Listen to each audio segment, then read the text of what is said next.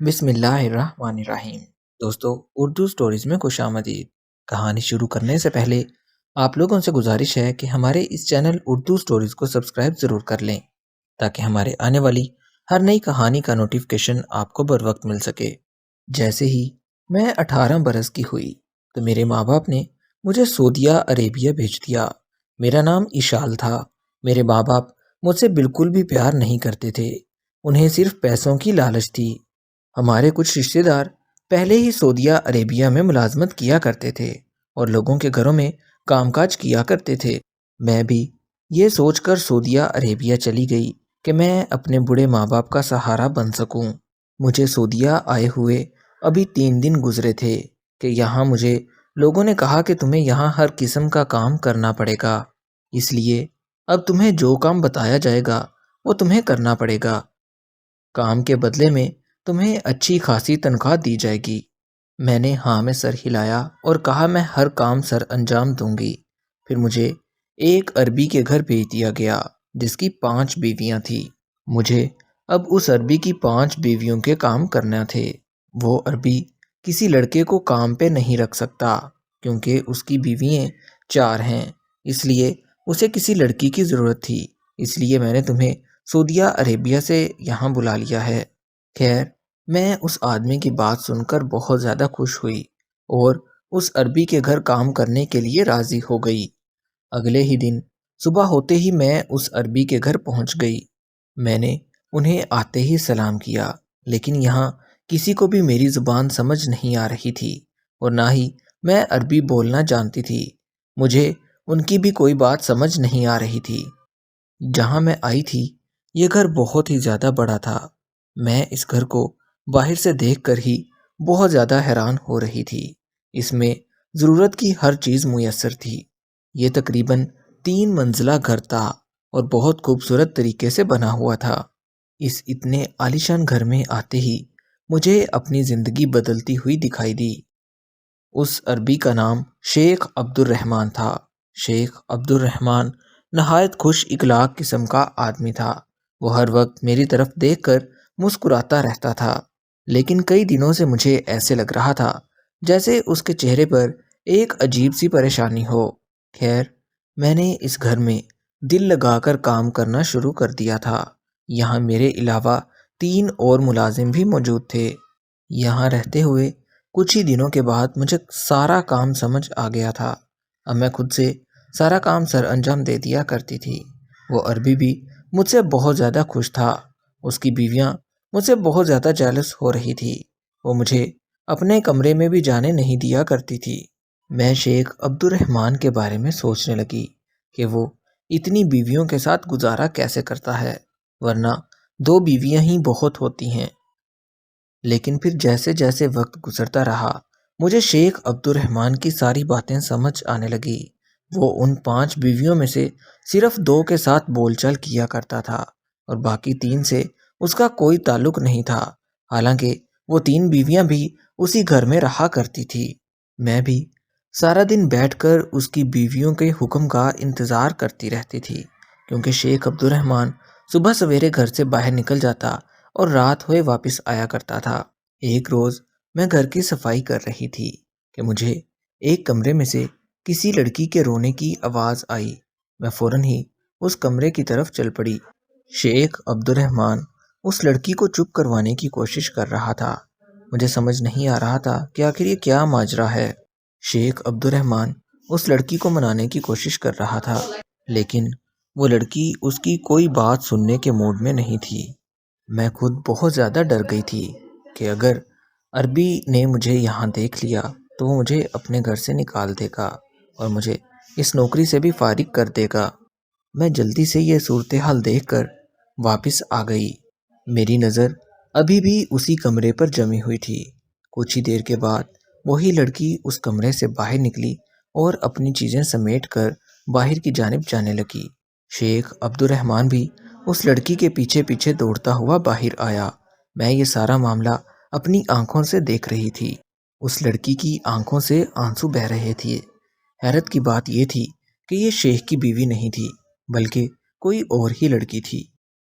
جیسے ہی وہ لڑکی گھر سے باہر نکلی شیخ عبد الرحمن پھوٹ پھوٹ کر رونے لگا۔ وہ اللہ کے حضور ہاتھ اٹھاتا اور معافی مانگنا شروع ہو جاتا۔ اس سے دیکھ کر ایسے لگ رہا تھا جیسے شیخ عبد الرحمن اپنے کیے پر بہت زیادہ شرمندہ ہے، لیکن مجھے ابھی تک ماجرا سمجھ نہیں آ رہا تھا کہ آخر اس لڑکی کے ساتھ ہوا کیا ہے۔ بہرحال میں یہ سب کچھ دیکھ کر بھی بالکل چپ رہی۔ کچھ دیر گزرنے کے بعد شیخ عبد الرحمن میرے پاس آیا اور مجھ سے باتیں کرنے لگا، لیکن مجھے تو اس کی عربی زبان بالکل سمجھ نہیں آ رہی تھی۔ اتنے میں شیخ کی ایک بیوی کمرے سے باہر نکلی اور میری طرف دیکھ کر مسکرانے لگی اور کہنے لگی کہ میں سمجھاتی ہوں شیخ تمہیں کیا کہہ رہا ہے۔ مجھے شیخ کی وہ بیوی بھی پاکستانی لگ رہی تھی۔ پھر وہ مجھ سے کہنے لگی کہ شیخ تم سے شادی کرنا چاہتا ہے اور وہ تمہیں شادی کے لیے کہہ رہا ہے۔ شیخ کی بیوی کی ایسی بات سن کر میرے پیروں تلے سے زمین نکل گئی۔ میں یہ سوچ بھی نہیں سکتی تھی کہ شیخ عبد الرحمن ایک کام والی سے شادی کرے گا۔ میں کبھی ایسا سوچ بھی نہیں سکتی تھی۔ میرے چہرے کے تاثرات دیکھ کر شیخ عبد الرحمن اچھی طرح سے سمجھ چکا تھا کہ میں اس شادی سے بالکل بھی رضامند نہیں ہوں۔ میں نے بھی نظر اٹھا کر شیخ عبد الرحمن کی طرف دیکھا۔ مجھے ایسا محسوس ہو رہا تھا جیسے وہ کسی گہری سوچ میں گم ہو گیا ہے اور شاید وہ میرے بارے میں ہی سوچ رہا تھا۔ اگلے روز میں نے پاکستان اپنے گھر فون کیا اور اپنی ماں کو ساری صورتحال بتا دی کہ شیخ عبد الرحمن جس کے گھر میں کام کاج کیا کرتی ہوں وہ مجھ سے شادی کرنا چاہتا ہے۔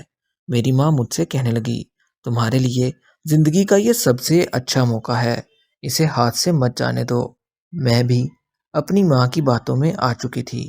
اگلے روز میں نے شیخ عبد الرحمن کو اس شادی کے لیے ہاں کر دی اور کہا کہ میں آپ کی غلام ہوں، آپ جیسا چاہیں گے ویسا ہی ہوگا۔ کچھ ہی دنوں کے بعد میرا نکاح شیخ عبد الرحمن کے ساتھ پڑھا دیا گیا۔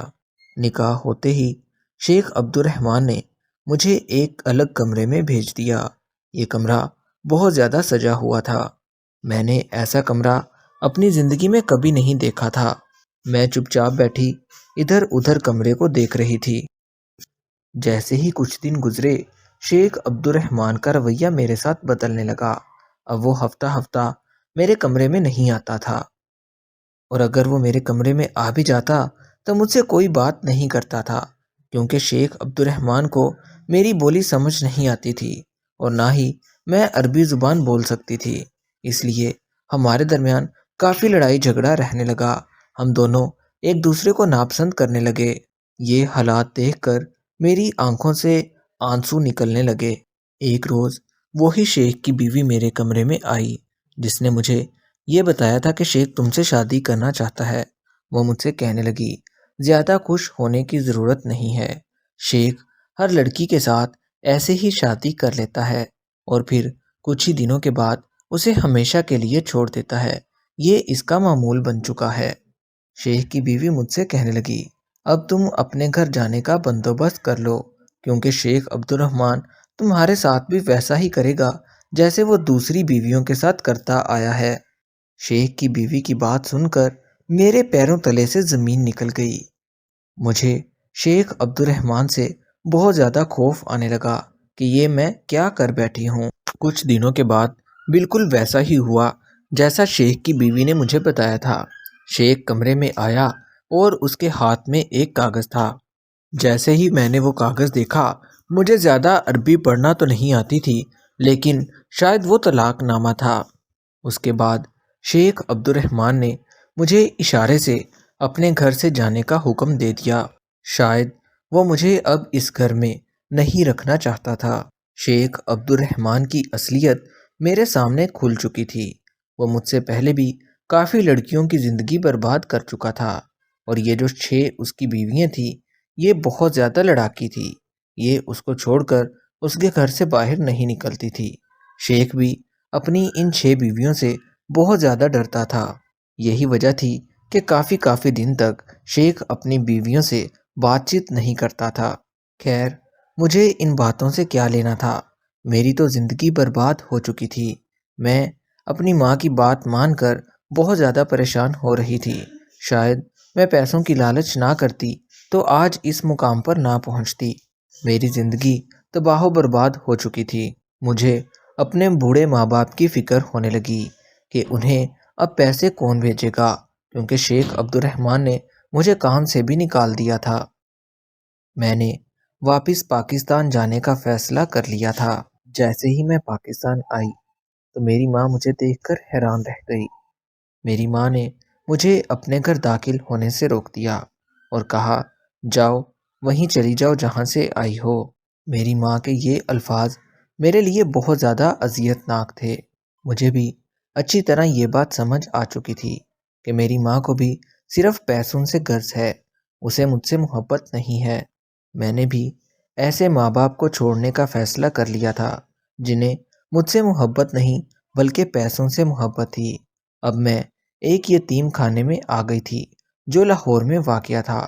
اب میں یہاں پر رہتی ہوں اور ہنسی خوشی اپنی زندگی بسر کر رہی ہوں، کیونکہ یہاں پر مجھے کوئی کام کرنے کی ضرورت نہیں پڑتی۔